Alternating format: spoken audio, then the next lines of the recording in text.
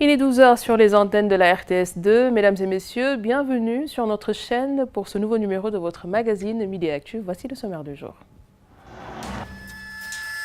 L'Assemblée nationale, le nombre des députés.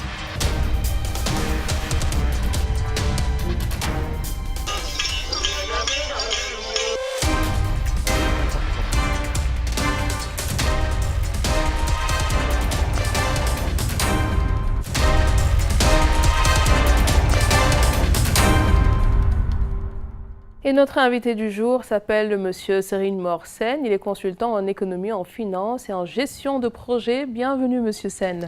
Bonjour. Alors, vous êtes consultant en économie. Je pense que c'est la première fois d'ailleurs dans Midi Actu qu'on a un invité côté économie et c'est très bien. Et ça fait plaisir. Très bien. Merci. Alors, tout de suite, nous passons à l'actualité côté société et cap sur Ziguinchor pour parler du centre de dialyse de cette localité. Infrastructure qui permet donc de mieux prendre en charge les insuffisants rénaux. 805 nouveaux cas sont accueillis chaque année, suivant ce reportage signé Kaltom Gay.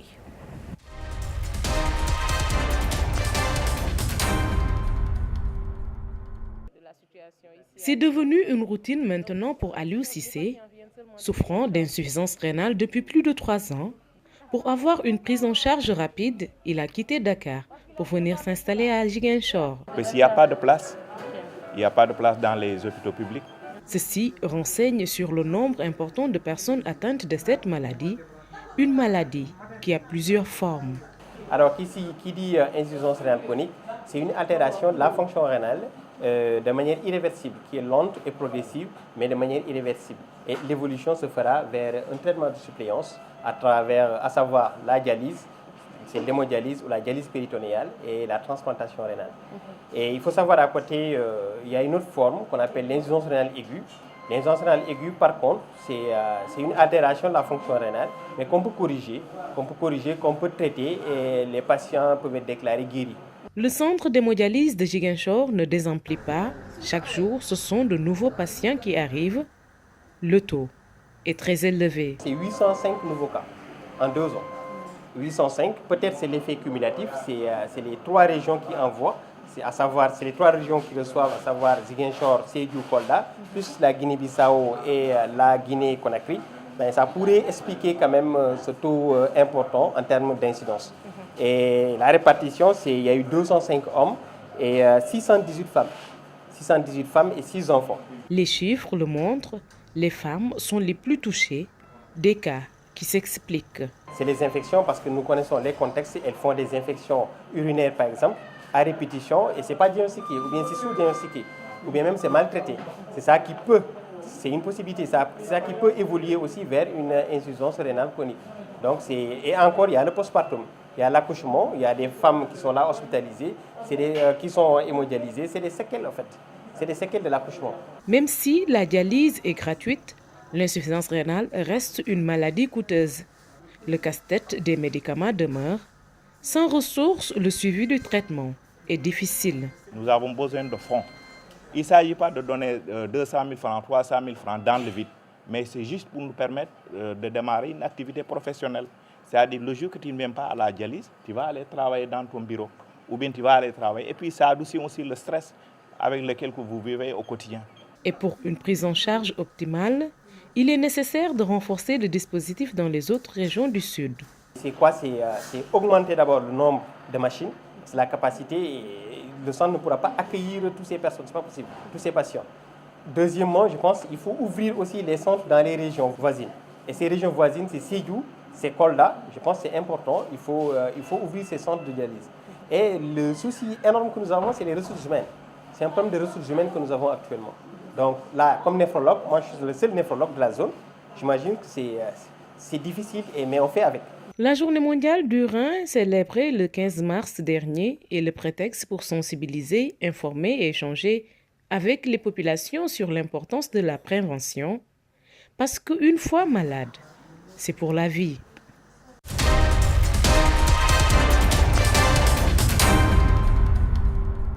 Alors, Monsieur Sen, nous avons vu ce reportage de ma collègue Kaltom Gueye qui revient encore sur les cas d'insuffisants rénaux, une préoccupation encore qui préoccupe bien sûr le gouvernement du Sénégal. On a vu récemment qu'il y a eu la mise en place d'un conseil national.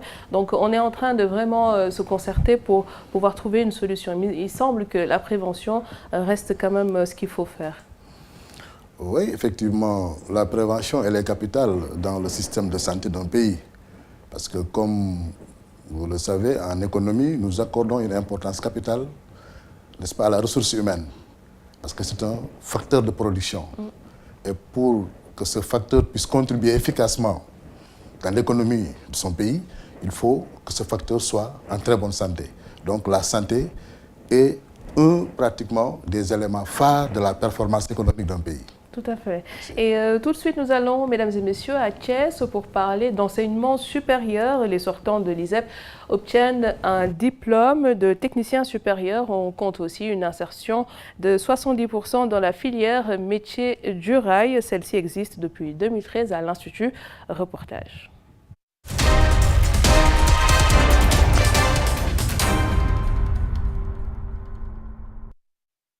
Un cours à l'atelier moteur de Dakar Bamako Ferroviaire pour ses apprenants de l'Institut supérieur d'enseignement professionnel de Thiès. La leçon du jour, le freinage et la mesure de l'écartement des essieux. Donc le cours d'aujourd'hui consistait à venir faire d'abord des relevés sur des essieux du matériel roulant, n'est-ce pas? Des essieux qu'on estime être des éléments de sécurité. On a également fait des essais de frein, parce que comme j'ai l'habitude de dire aux apprenants, on part de vitesse, mais qui part de vitesse doit penser à s'arrêter. Ces futurs techniciens supérieurs en maintenance du matériel roulant sont tout cuits. Ici, la passion est bien vécue. C'est la passion de l'électromécanique. Je suis quelqu'un de très passionné par la mécanique, par l'électricité. Et j'ai la possibilité d'appliquer ces passions-là dans le secteur ferroviaire. Les installations sont faites, l'appareil est prêt. Le train peut être à présent mis en marche, mais il ne peut se faire que sur une voie ferrée bien tracée. Un tour à la gare de Thiès et c'est pour y observer une autre matière dispensée, la maintenance des voies ferrées. Une séance pratique d'installation de nouvelles voies ferrées. Là, j'étais avec mes apprenants pour matérialiser le tracé d'une voie ferrée. Il fallait le faire avec des appareils topographiques. Un métier exigeant, il faut de l'ingéniosité et ces apprenants en sont conscients. Pour relever des flèches au niveau des courbes et aussi on nous forme concernant la voie métrique et la voie standard. Ces étudiants posent les jalons de la voie ferrée, mais à l'approche du train, ils libèrent les lieux. La locomotive s'arrête, un autre métier s'annonce, le management de la sécurité ferroviaire. Un étudiant est soumis à la pratique. Le bureau du chef de gare est transformé en salle de classe. Question. Est-ce que quelqu'un d'entre vous peut m'expliquer l'acte qu'il a posé tout à l'heure? Tout à l'heure, un de nos camarades est sorti remettre un bulletin de voie libre au mécanicien du train. Voilà un acte donc qui participe à ce qu'on appelle, si vous vous rappelez, on avait parlé à l'époque du triptyque des 3 S. Donc la sécurité, c'est l'application de la réglementation. Donc la sûreté, c'est la protection des personnes et des biens. Le 3e S, c'est la surveillance. L'Institut public accueille des bacheliers pour une formation de 2 ans. Nous avons démarré en 2013. 2013 à 2019, nous avons sorti 5 promotions. Nous sommes après à 80% d'insertion. Ils sont insérés dans les sociétés de chemin de fer. Actuellement, là, nous sommes au niveau du site définitif de l'ISEP. Et derrière moi, nous avons l'atelier ferroviaire, qui en fait est le campus ferroviaire. C'est là où nous avons prévu de dérouler nos programmes. Les métiers du rail, une filière avec ses 3 spécialisations. L'ISEP est le seul institut en Afrique selon les responsables qui forment sur les métiers dans ce domaine. Le secteur ferroviaire redevient attractif avec l'arrivée du train express régional dans la perspective de recevoir d'autres appareils.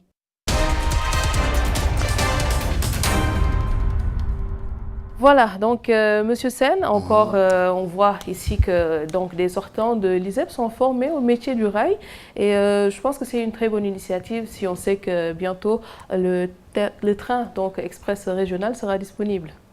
Oui, bon, moi c'est pratiquement une politique de l'État sénégalais que j'ai bien appréciée, c'est-à-dire bon, essayer de mettre en exergue la formation professionnelle. Surtout quand on sait que si vous prenez le cas de notre pays, bon, 70% des bacheliers, chaque année, vont pratiquement dans les filières littéraires. Et c'est uniquement 30% qui sont répartis dans les autres filières scientifiques. Et c'est à partir du moment qu'on a essayé de voir comment maintenant essayer de mettre sur le marché des étudiants bien formés qui pourront répondre à la demande des entreprises et qui pourront être aussi en phase avec pratiquement la nouvelle politique économique de l'État. Donc pratiquement c'est une initiative salutaire de l'État sénégalais. Et nous passons, mesdames et messieurs, à la suite de Midi Actu.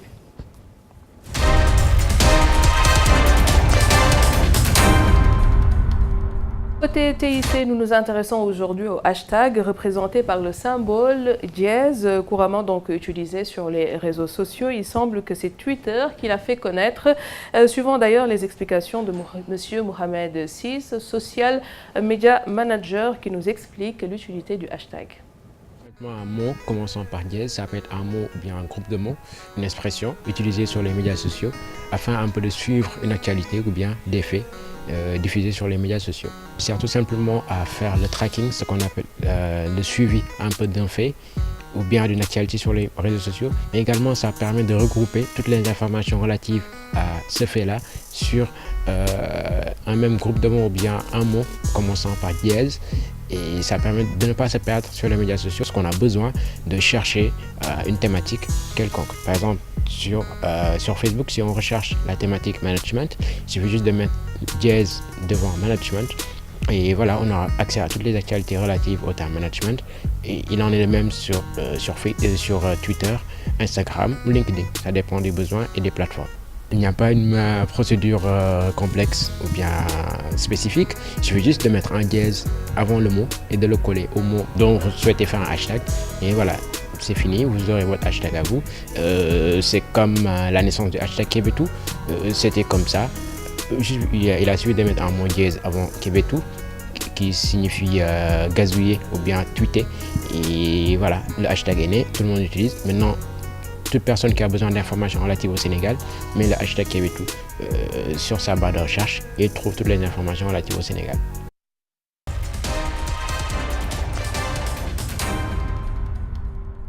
Monsieur Sen, est-ce qu'il vous arrive souvent d'utiliser le hashtag pour rechercher rapidement une information ou quoi sur les réseaux sociaux?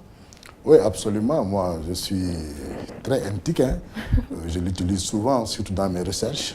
Et je vois que c'est un créneau, c'est une voie qui est très rapide pour accéder à des informations. Tout à fait. Et nous passons tout de suite à la dernière partie de Midi Actu, consacrée bien sûr à la chronique économie du jour.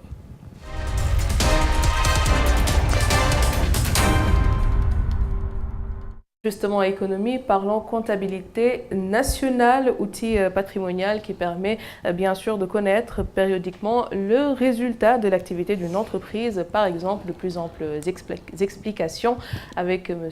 Moustapha Kama, il est économiste. Son objet, c'est d'enregistrer tous les flux qui concernent l'entreprise. Les entrées, tout ce qui est mouvement de valeur qui entre et tout ce qui est mouvement de valeur qui sort. Alors, bien sûr, il y a plusieurs variantes. Il y a la comptabilité générale, la comptabilité des sociétés. Évidemment, il y a une comptabilité analytique aussi que l'on retrouve. Donc, il y a plusieurs variantes au niveau de la comptabilité de l'entreprise. La comptabilité analytique, c'est tout ce qui analyse les coûts, le calcul des coûts et l'analyse pour déterminer un prix de revient. Et la comptabilité des sociétés, c'est tout ce qui a rapport avec les constitutions des sociétés et le suivi des sociétés. Alors donc, quand on entre dedans, c'est un peu ça. Il y a plusieurs comptabilités, mais ce qu'il faut retenir, on parle de la comptabilité nationale, ça concerne la nation, et la comptabilité générale, ça concerne l'entreprise de manière générale. Et dans cette comptabilité de l'entreprise, il y a plusieurs autres variantes de la comptabilité.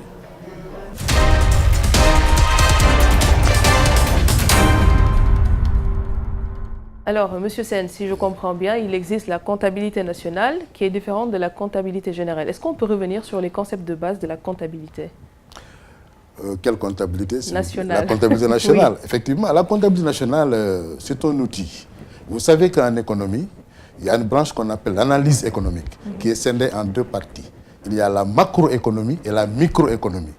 Et maintenant, la macroéconomie a comme sous-bassement, comme bras technique, la comptabilité nationale. D'accord. Qui n'est rien d'autre qu'une technique de classification des informations statistiques relatives à la vie économique et sociale d'une nation pendant une période. D'accord. Voilà, donc c'est ça sa définition. D'accord. Et qui sont les acteurs de la comptabilité nationale? En comptabilité nationale, les acteurs de cette comptabilité nationale sont scindés en pratiquement 5 grands secteurs institutionnels. Il y a tout d'abord ce qu'on appelle le secteur des ménages, qui ont aussi une fonction de consommer.